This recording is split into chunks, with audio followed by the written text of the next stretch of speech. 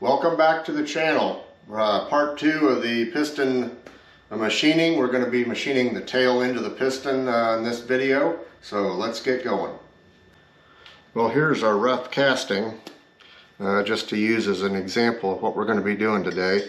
We're going to be machining this surface and turning that back to some distance so that we can have that as a reference for laying out the rest of the features on the piston.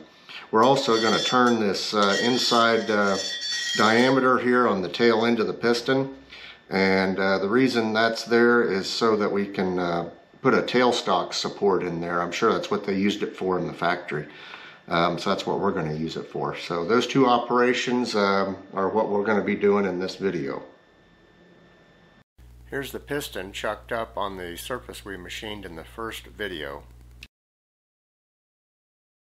Here we are zoomed in. I had about 3/1000 run out in my first setup. I got that dialed down to about 1/1000, so that's what we're going to go with. Here's a look at the setup for machining the tail end of the piston. I'll need to take off about 150/1000.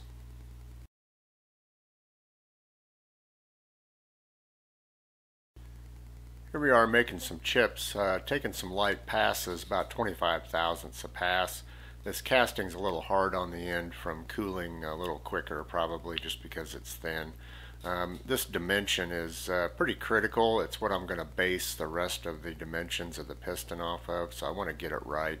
I'm looking for about 750/1000 of an inch from the end of the piston skirt to the edge of the landing that's inside there for the first ring. Here's a look after the final pass. I'm real pleased with this finish. It cleaned up real nice.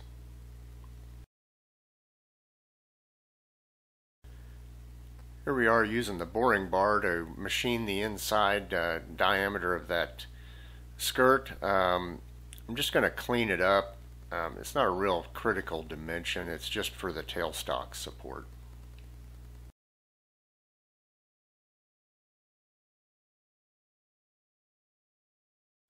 Continuing on with the machining process here, I ended up opening this up to about 5.2 inches.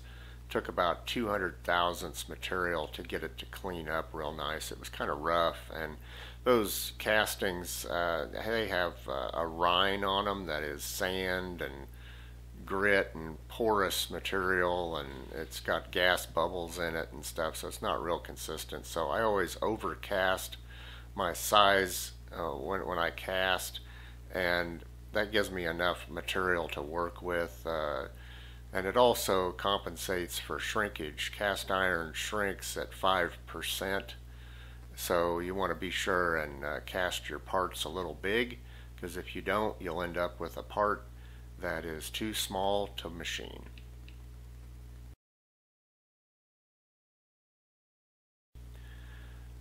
Took the piston out of the lathe. We're done machining that tail end of the piston for now, and I'm going to get going on the plug that's going to be used for the tailstock support. I got a piece of 4140 steel here.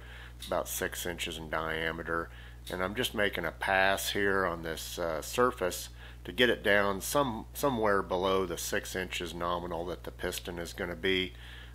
Just so it doesn't interfere with the machining process of the piston.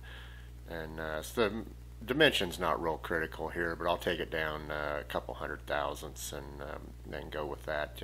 You can really see the chips that this 4140 makes. It is a steel, so it makes those classic curly Q blue chips when it's taking a pass here of about 50/1000.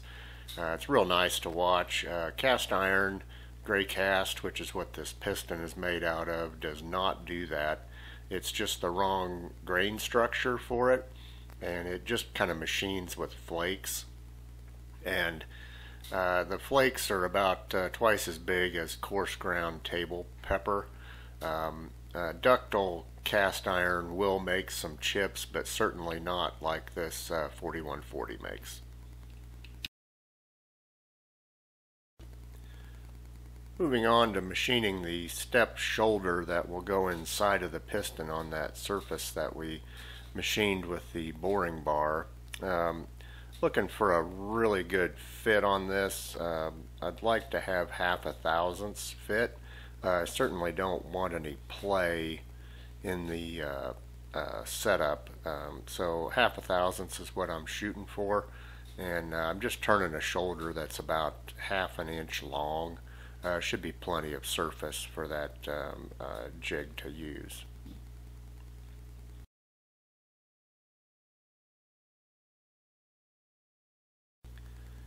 Turn the part around in the chuck. This is the side that will have the tailstock running against it with a live center, so I just turned a quick pad there, just a little bit, so that the center drill has something flat to come in against and doesn't try to walk around.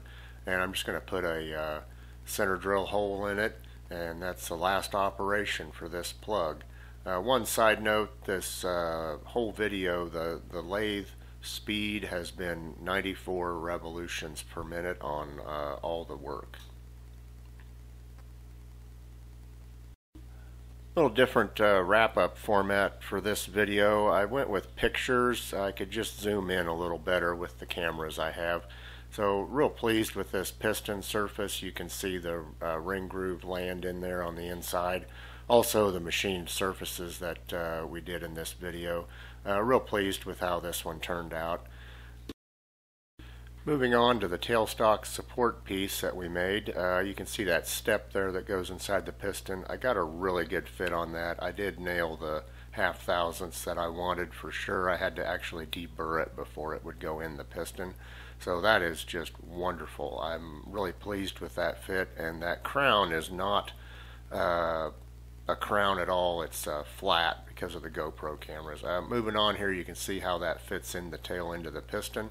And that concludes this video. So like and subscribe. If you like what we're doing, leave a comment. I try to respond to most of the comments if I can. And I'm not a machinist by any means, and my ways are kind of unorthodox sometimes, possibly, and they're just dictated by my skill set that I have and what I feel I can do and the tooling that's available to me. So anyway, like and subscribe, and we'll see you in the next video.